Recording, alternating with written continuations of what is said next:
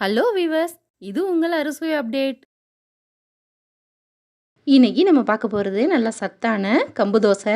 இது நல்லா மொறுமொறுன்னும் ரொம்ப டேஸ்ட்டாகவும் இருக்கும்.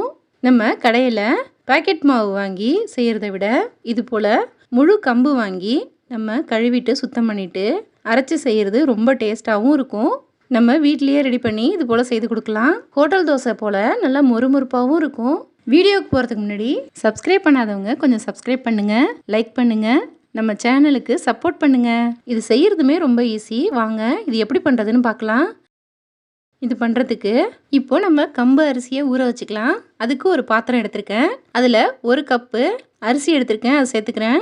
நான் பச்சை அரிசி எடுத்திருக்கேன். நீங்கள் இதுக்கு புழுங்கல் அரிசி, இட்லி அரிசி எது வேணாலும் சேர்த்து செய்யலாம். அரிசியை சேர்த்துட்டு அதே கப்பில் 1 கப்பு கம்பு எடுத்திருக்கேன், அதையும் சேர்த்துக்கிறேன். இது கூட அதே கப்பில் 1/4 கப்பு உளுந்து எடுத்திருக்கேன், அதையும் சேர்த்துக்கிறேன். 1 ஸ்பூன் வெந்தயம் சேர்த்துக்கோங்க. சேர்த்துட்டு இது 2-3 முறை தண்ணி ஊற்றி நல்லா அலசி வடிகட்டிக்கலாம்.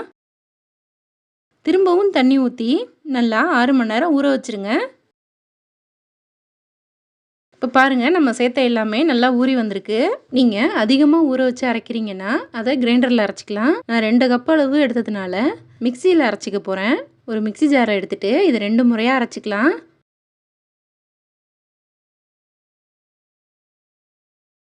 பாதி அளவு மட்டும் இப்போ சேர்த்துக்கிறேன். இதில் கொஞ்சமாக தண்ணி சேர்த்து நல்லா நைஸாக அரைச்சிக்க போகிறேன். இப்போது நல்லா அரைச்சிட்டு வந்துட்டேன். ஒரு பாத்திரத்தில் சேர்த்துக்கிறேன்.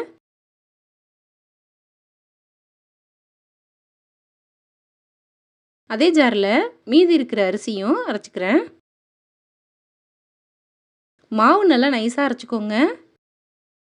இப்போது 2வது முறையும் அரைச்சிட்டேன். இது கூடவே சேர்த்துக்கிறேன். இப்போது இதை புளிக்க வைக்கணும். ஃப்ரிட்ஜில் வைக்கக்கூடாது. வெளியில் வச்சே 6லேருந்து 8 மணி நேரம் அப்படியே இருக்கட்டும். நீங்கள் காலையில் செய்கிறதா இருந்தால் நைட்டு அரைச்சி அப்படியே வச்சுருங்க. இப்போது திறந்து பார்க்கலாம். மாவு நல்லா பொங்கி வந்திருக்கு.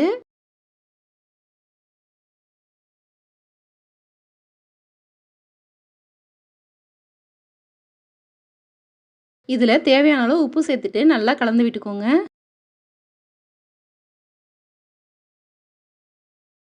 தோசை ஊற்றுறதுக்கு இது சரியான பதத்தில் இருக்குது. மாவு ரொம்ப கெட்டியாக இருக்கிறது போல் இருந்தால் கொஞ்சமாக தண்ணி சேர்த்து நல்லா கலந்து விட்டுக்கோங்க.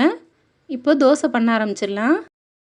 ஸ்டவ்வில் தோசை தவா வச்சுட்டு நல்லா சூடானதும் நம்ம கலந்து வச்சுருந்த மாவுலேருந்து ஒரு கரண்டி எடுத்துகிட்டு இது போல் மெல்லிசாக தேய்ச்சி விட்டுக்கோங்க.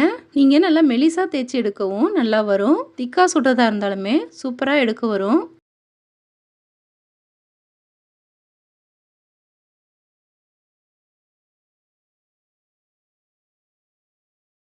இதுக்கு மேலே கொஞ்சமாக எண்ணெய் சேர்த்துட்டு மூடி ஸ்டவ்வை மீடியம் ஃப்ளேமில் வச்சுட்டு வேக வச்சுக்கலாம். ஒரு 30 செகண்ட் வேக வச்சுக்கோங்க.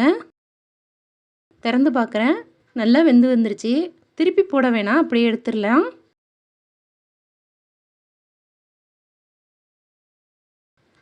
பாருங்கள், பார்க்குறதுக்கே எவ்வளோ சூப்பராக இருக்குன்னு. இது போலவே இன்னொரு தோசையும் சுட போகிறேன்.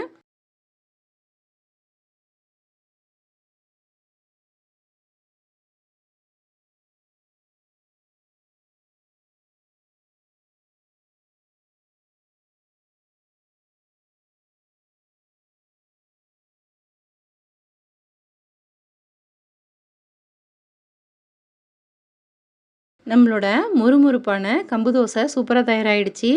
இது கார சட்னி, தேங்காய் சட்னி இல்லை சாம்பார் கூட ரொம்ப சூப்பராக இருக்கும். நான் இதுக்கு சாம்பார் செய்திருக்கேன். நல்ல கமன்னு கம்பு வாசனையோட தோசை ரொம்ப சூப்பராக வந்திருக்கு. இது போல் செய்தீங்கன்னா வீட்டில் உள்ள எல்லோரும் விரும்பி சாப்பிடுவாங்க.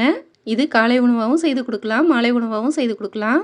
இந்த சத்தான கம்பு தோசையை நீங்களும் ஒரு முறை ட்ரை பண்ணி பாருங்கள்.